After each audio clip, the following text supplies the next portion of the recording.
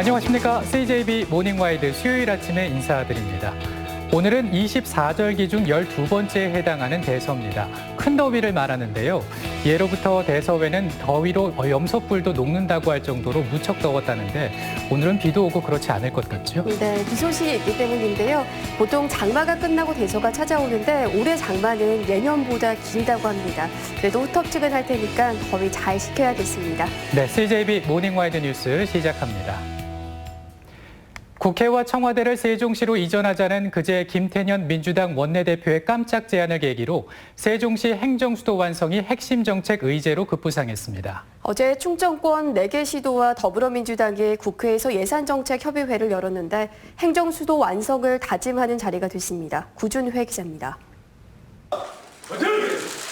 지역 현안과 국비 확보 방안을 논의하기 위해 민주당과 충청권 시도가 마련한 예산정책협의회. 하지만 전날 김태년 원내대표가 국회 연설을 통해 촉발시킨 행정수도 완성 문제가 긴급 현안으로 떠올랐습니다. 청와대와 국회 세종시 이전을 대전 시민 모두는 환영하고 적극적으로 지지합니다. 국가균형 발전의 핵심 중의 핵심이 저는 그 행정수도 완성이라고 생각하기 때문에 이걸 반드시 제대로 추진할 것을 그렇게 말씀드립니다. 김태년 원내대표는 수도권 과밀화가 심각한 상황에서 행정수도 완성은 시대적 과제라며 수도 이전을 재차 강조했습니다. 국민이 동의하고 여야가 합의하는 2004년 헌재 판결을 넘어서서 충분히 실현할 수 있습니다. 행정수도 완성을 위해선 충청권이 신수도권으로서 기반을 갖춰야 하고 이를 위해 충청권 광역교통망과 신산업벨트 조성이 필요하다는 목소리도 나왔습니다. 더 이상의 수도권 집중을 억제하고 국가균형 발전의 견인차가 될 수 있도록 충청권의 역량을 강화해 주는 데야 된 것이 아니냐. 충청권 시도지사들은 행정수도 완성을 지지하는 공동선언문을 채택했고 김 원내대표는 행정수도 완성 특별위원회 구성을 국회에 제안했습니다. 김태년 민주당 원내대표가 국회 교섭단체 연설을 통해 청와대와 국회 세종시 이전을 촉구한 날은 공교롭게도 세종시 착공 13주년이 되는 날이었습니다. 민주당과 충청권 시도지사는 미완에 그친 세종시 이전을 완수하기 위해 지속적인 협력을 다짐했습니다. CJB 뉴스 구준혜입니다. 꺼진 줄로만 알았던 문장대 온천개발 논란의 불씨가 다시 살아났습니다. 온천개발 추진과 저지를 반복한 게 벌써 30년이 넘는데요. 충북은 다시 소모적인 저지 운동에 나설 수밖에 없게 됐습니다. 주윤광 기자입니다. 온천원 보호지구로 지정된 1985년부터 온천 개발이 추진되고 있는 경북 상주시 화북면 일대 부지입니다. 이곳 온천 개발 사업은 지난 2003년과 2009년에는 대법원의 허가 취소 판결로 2015년과 2018년에는 대구지방환경청의 환경영향평가서 반려 처분으로 일단락되는 듯 했습니다. 하지만 지난 2일 상주시가 대구환경청에 환경영향평가서 재협의 본안을 다시 제출했습니다. 발단은 법제처의 유권 해석입니다.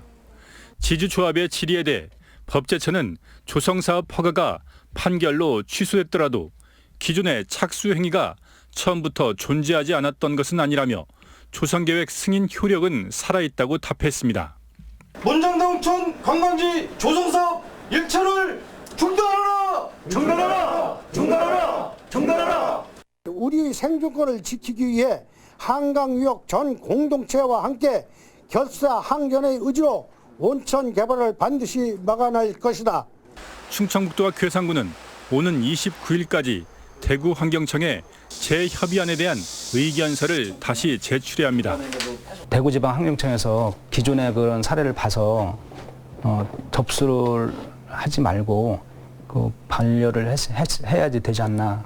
2년 전 해단시까지 가졌던 문장대 온천 저지 대책위는 다시 조직을 정비하고 오는 28일 상주시와 대구지방환경청을 항의 방문하는 것으로 30년 넘는 저지 활동을 재개합니다. CJB 뉴스 주윤광입니다. 지난 2018년 경력직 채용 시험에 합격한 일부 소방관들이 가짜 경력으로 합격했다는 의혹이 제기되면서 소방청이 전수조사에 나섰습니다. 충북에서도 한 명이 허위 경력으로 채용된 것으로 드러났습니다. 박원 기자가 취재했습니다. 소방관 A씨는 2016년 구급 분야 경력 채용에 지원에 합격했습니다. 당시 응급구조사 1급 자격증 사본과 2년 2개월간의 경력 증명서 등을 제출했습니다. 하지만 충북소방본부로부터 일부 경력 기간이 인정되지 않아 4개월이 부족하다는 연락을 받았습니다. 필기와 체력 시험까지 통과하고도 탈락 위기에 몰린 A씨는 국리 끝에 지인이 운영하는 사설 응급이송 업체로부터 허위 경력 증명서를 발급받아 최종 합격했습니다. 그러나 2년 뒤 소방청이 벌인 허위 경력 채용 전수조사에서 적발돼 기소됐습니다. 청주지방법원은 A씨에 대해 벌금 500만 원을, 경력 위조를 도운 지인 B씨에게는 벌금 300만 원을 선고했습니다. 허위 경력으로 소방공무원에 임용돼 공무집행을 방해했고 조사가 진행되자 허위 근로소득 신고를 하는 등 은폐를 시도했다고 지적했습니다.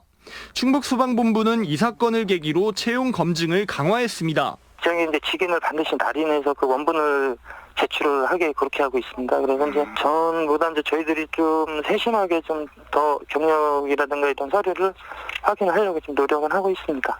지난해 11월 A씨를 직위해제한 도소방본부는 조만간 징계위원회를 열어 처벌 수위를 결정할 계획입니다. CJB 뉴스 박원입니다. 충주시 의회가 무리를 빚은 소환부 옛 한전연수원 매입을 추인할 것으로 알려진 가운데 시의회 행정사무조사특위가 건축물 안전에 대해 심각한 우려를 제기했습니다. 정밀 안전점검에서 D등급이 나오면 사업을 재검토해야 한다는 요구도 나왔습니다. 신규식 기자가 보도합니다. 시의회 승인 없이 부동산을 매입해 무리를 빚은 수안보 옛 한전연수원이 또 다른 복병을 만났습니다. 건축물 안전성 면에서 리모델링을 통한 도시 재생 사업이 가능하냐는 의문이 제기된 겁니다. 충주시의회 수안보 도시재생 누질사업 행정사무조사 특별위원회 조중근 위원장은 건축물 안전성에 대해 심각한 우려를 제기했습니다. 담당 부서에 정밀 안전 진단을 하라고 공문을 통해 지시를 하였습니다.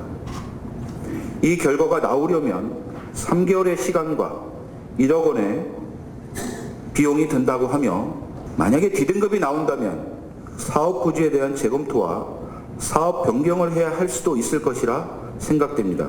전 소유주가 실시한 안전검사에서도 정밀 안전진단과 구체적인 보수 보강이 필요하다는 결과가 나왔다고 주장했습니다. 나아가 리모델링이 가능한 C등급 평가도 믿기 힘들다고 밝혔습니다. 재난 및 안전관리기본법은 C등급은 안전도가 보통, D등급은 긴급 보수 보강이 필요하고 지자체가 사용 제한 여부를 결정하도록 규정하고 있습니다. 관행과 요식행위처럼 이루어졌는가에 대한 것에 의문과 질문을 던져볼 수밖에 없는 것입니다. 다만 행정사무조사 특위활동과는 별개로 수안보 옛 한전연수원 매입을 추인할지는 상임위와 본회의의 결정에 따르기로 했습니다. CJB 뉴스 신규식입니다. 충청북도 교육도서관이 스마트한 변신을 시도하고 있습니다. 인공지능을 통해 자신에게 맞는 도서를 추천해주기도 하고 언택트 시대에 맞는 전자책 대출도 시행하고 있습니다. 김기수 기자입니다.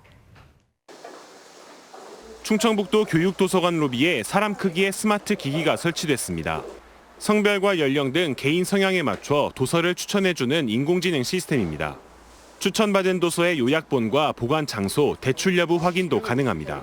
전자신문대에선 지역지를 포함한 12종의 신문을 날짜별 키워드별로 찾을 수 있습니다. 영화를 되게 좋아했어서 영화도 굉장히 재밌게 봤었는데 책으로 또 있다는 걸 알고 책을 추천받을 수 있어서 되게 좋았던 것 같아요. 베스트셀러 및 신간 도서 위주의 이용에서 벗어나 숨겨져 있던 좋은 도서들의 대출이 증가됨에 따라 이용자의 독서 편식이 완화될 것으로 예상이 됩니다. 또한 코로나19로 인한 언택트 시대에 맞춰 전자책 대출도 시행하고 있습니다. 스마트폰이나 태블릿 PC를 통해 도서관에 소장된 전자책을 볼 수 있습니다. 도서관을 방문하지 않더라도 언제 어디서든 책을 빌릴 수 있는 겁니다. 코로나가 발생한 지난 2월부터 지난달까지 무려 6천여 권이 넘는 전자책 대출이 시행됐습니다. ICT 기반 스마트 도서관 구축과 전자책 등 온라인 콘텐츠 서비스 기반을 조성하고 공간을 재구조하여 도서관 복합문화 공간 조성. 충북교육도서관은 인공지능 도서 추천 시스템을 홈페이지에 도입하는 등 스마트 시스템을 확대해 나갈 방침입니다. CJB 뉴스 김기수입니다. 청주에서 코로나19 해외 입국 확진자가 추가로 나왔습니다. 지난 7일 인천공항을 통해 입국한 50대 우즈베키스탄인 A씨는 자가격리 해제를 앞두고 실시한 코로나19 진단검사에서 양성 판정을 받아 청주의료원으로 이송됐습니다. 이로써 충북 지역 코로나19 확진자는 72명으로 늘었습니다.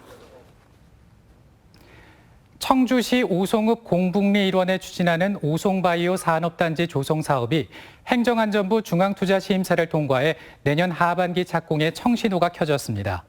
오송바이오 산업단지는 오송 지역 산업용지 부족 현상을 해결하기 위한 것으로 비교적 소규모인 29만여 제곱미터 면적에 총 사업비는 1,000억 원이 투입될 예정입니다.